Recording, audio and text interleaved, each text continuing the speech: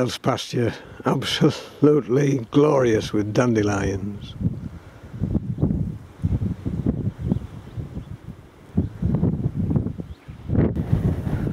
You can say what you like about them, but en masse they provide a spectacular show.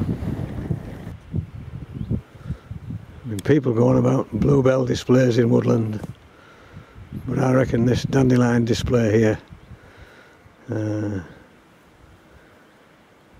is equal to it. And this is all that remains of Scargill Castle. It's been renovated in recent years. It used to be a sort of hollow shell with collapsed floors and roof, but somebody spent considerable sums of money on it, and now it looks rather smart, although it's only a tiny piece of what was once a rather bigger dwelling, but never a very large castle. And whenever you get a little damp patch, here they are, celandines. A little shiny flower, open and close in the sunshine. Wonderful little things.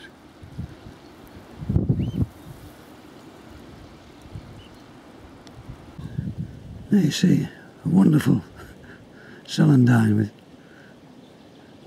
9 petals.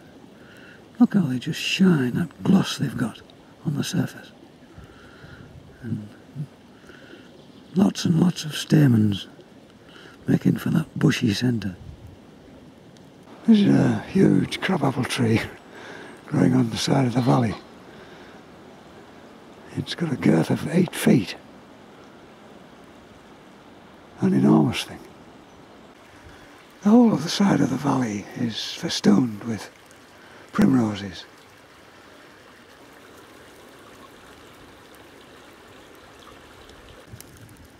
If you look very closely at the centre of the primrose, you'll see there are 2 types. There's this one,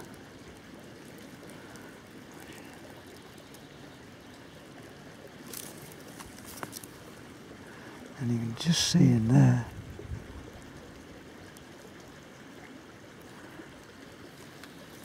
you can see the stamens. There are 3 of them.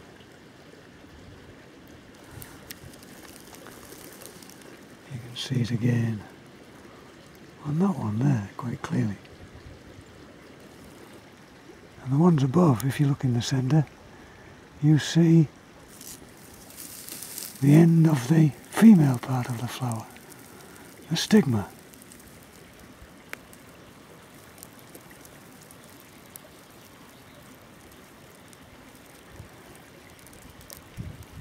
These are called pin-eyed primroses for obvious reasons, because the end of the stigma just looks like the top of a pin,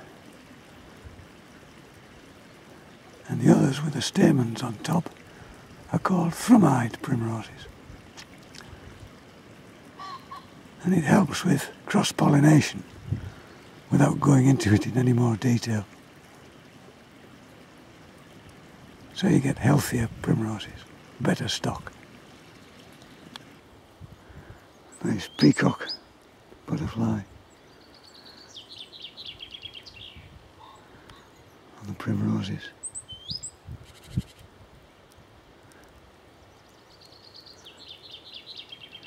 You hear chaffinches in the background, and some blue tits. Oh, there's another one. Obviously emerged from hibernation. They're a bit raggy looking.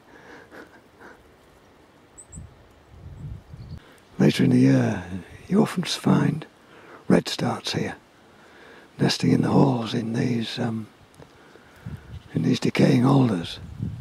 And further down, back in the woodland, we get pied flycatchers, which are very rare on the east side of the country, and people have put some nest boxes up to try and encourage them. In the past 2 or 3 years I haven't seen any, unfortunately.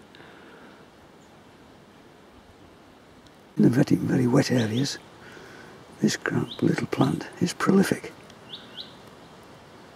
It has a sort of greenish yellow flower.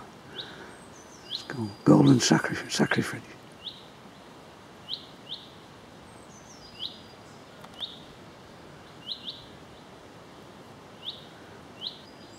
And this is another prolific plant of woodland at this time of year.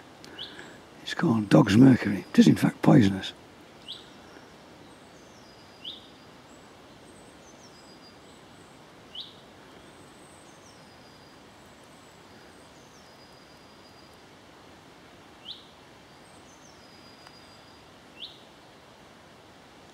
So we just have this final view of this magnificent display of wood anemones.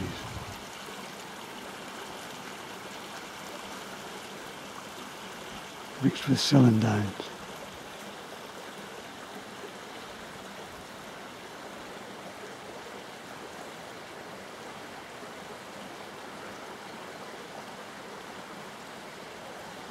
All facing the sun.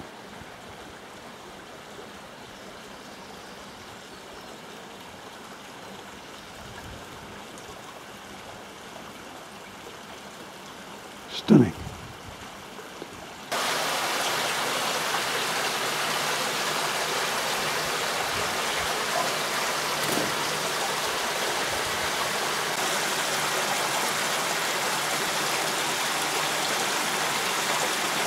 There's the dipper. Oh, she's gone. She's gone.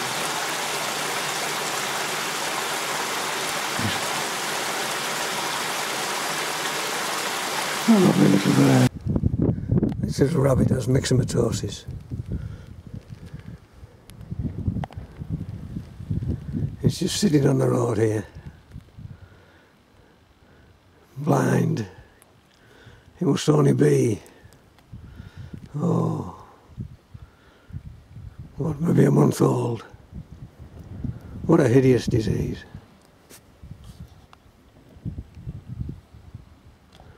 He doesn't know where it is, he doesn't know what's going on. He's going to die. Strictly speaking, you should kill it, but it's not an easy thing to do, to kill a little creature like that. So I'll just move him out of the way, onto the grass. He's an adult rabbit with this dreadful disease. Its nose is blinded by it, feeling its way around. Everything's swollen up round its head.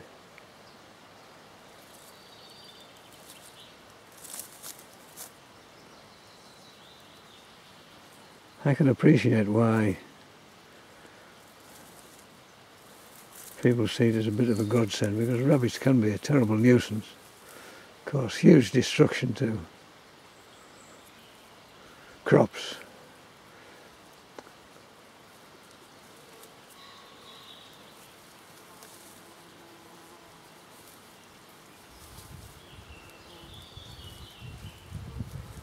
But it is a pretty grim solution.